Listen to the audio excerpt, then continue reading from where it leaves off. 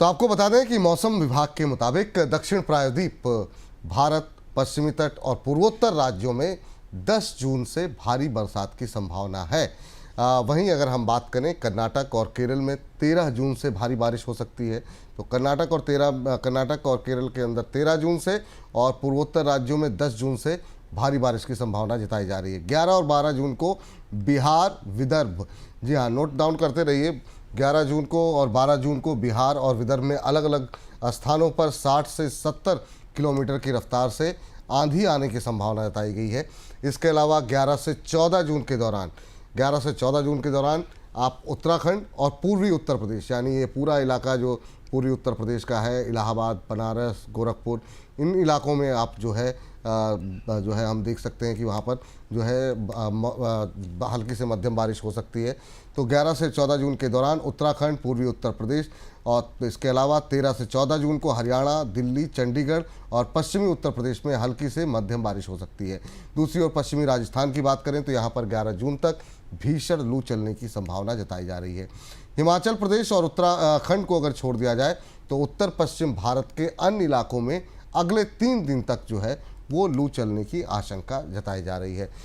मनोज जी, आपसे जानना चाहेंगे, ये जो अपडेट्स हम देख रहे हैं, बीच में थोड़ा सा मानसून थमता हुआ दिखाई दे रहा है, ये किसे कैसे देख रहे हैं? एक सामान्य घटना है क्योंकि एक चाल आप एक्सपेक्ट करते हैं, कई बार उस रफ्तार से आगे नहीं बढ़ता मानसून।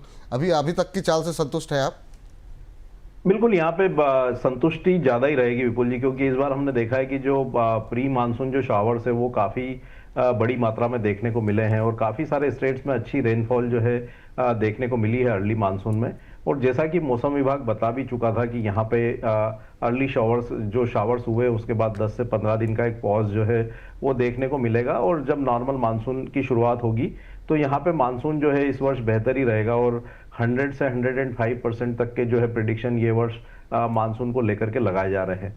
तो हमारा मानना है कि एक सामान्य जो है घटना के तौर पर ही लेना चाहिए और काफी सारे स्टेट्स ने एडवाइजरी भी जारी की थी कि जो अर्ली शॉवर्स हुए हैं वहां पे आप सोइंग से बचें, क्योंकि टेम्परेचर अभी बढ़ा हुआ रहेगा तो उसके चलते जो जर्मिनेशन है वो प्रभावित हो सकता है। तो किसानों को जो समय समय पे मौसम विभाग की तरफ से एडवाइजरी आ रही है उसको दृष्टिगत रखते हुए ही सोइंग करना चाहिए और जब तक यहाँ पे प्रॉपर मानसून का अराइवल नहीं होता है यहाँ पे सोइंग से बचे और जो गवर्नमेंट के जो एडवाइजरीज हैं उनका जरूर ध्यान रखें।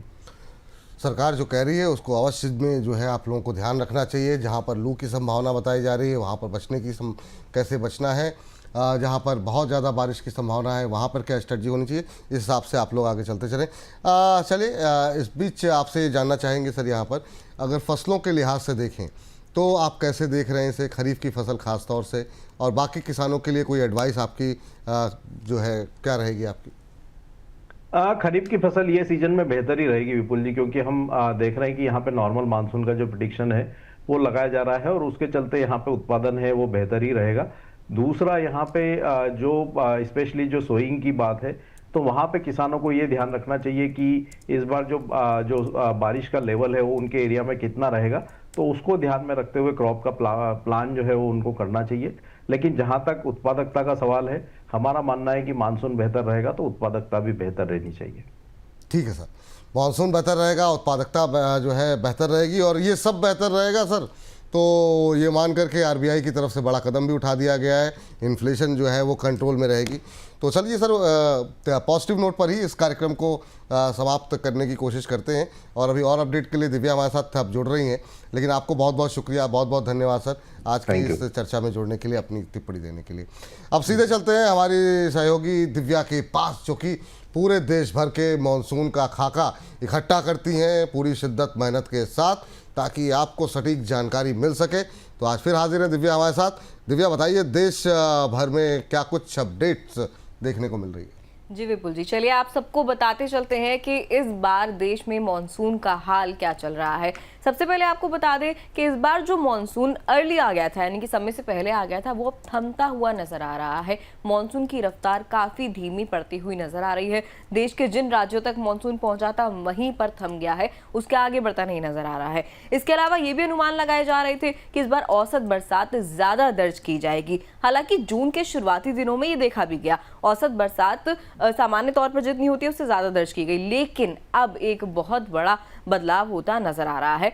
जो बरसात सरप्लस में चल रही थी अब वो डेफिसिट में नजर आ रही है। आपको बता दें 8 जून तक कितनी औसत बरसात दर्ज की गई है, 20.4 mm बरसात अब तक दर्ज की गई है। लेकिन 8 जून की तारीख तक सामान्य तौर पर 27.2 mm बरसात दर्ज कर ली जाती है। यानी कि एक बदलाव आया है, काफी बड़ा बदलाव, जो कि -25% है। ये बदलाव अब तक पॉजिटिव में चल रहा था, लेकिन अचानक से ये माइनस में होता हुआ नजर आया है। चलिए अब आपको राज्य दर राज्य भी बता देते हैं क्या हाल चल रहे हैं। सबसे पहले बात कर लेते हैं महाराष्ट्र की, हिमाचल प्रदेश की, इसके अलावा मध्य प्रदेश की, वेस्ट बंगाल की, ओडिशा की, और अगर साउथ में आए तो तेलंगाना की। यहाँ पर धूल भरी आंधी और तूफान चलने की संभावनाएं देखी जा रही हैं आने वाले कुछ दिनों में, और इनफैक्ट पिछले 1-2 दिन में भी सेम स्थिति ही यहाँ पर देखी गई है। इसके अलावा नॉर्थ ईस्ट की बात करें तो नॉर्थ ईस्ट में वही हाल है जो अब तक देखा जा रहा था। बरसात काफ़ी तेज़ होती नजर आ रही है, भारी बारिश है, जल भराव है जगह जगह पर। उसके अलावा अगर 8 और 11 जून तक हम बात करें, 8 से 11 जून तक, तो राजस्थान में, पंजाब में, इसके अलावा हरियाणा में और वेस्ट यूपी में जो है धूल भरी हवाएं चल सकती हैं। और आखिर में अगर आपको बताएं तो पंजाब, हरियाणा और दिल्ली में, इसके साथ ही यूपी के भी कुछ इलाकों में जो है रात के समय पे तापमान बढ़ता हुआ नजर आ सकता है। दिल्ली की अगर खासकर की बात करें तो हमें पिछले 1-2 दिन में दिन के समय में भी काफ़ी गर्मी महसूस होती हुई नजर आई है, लेकिन अब जो है ये प्रेडिक्शन है कि रात के समय भी तापमान काफ़ी बढ़ता हुआ नजर आ सकता है।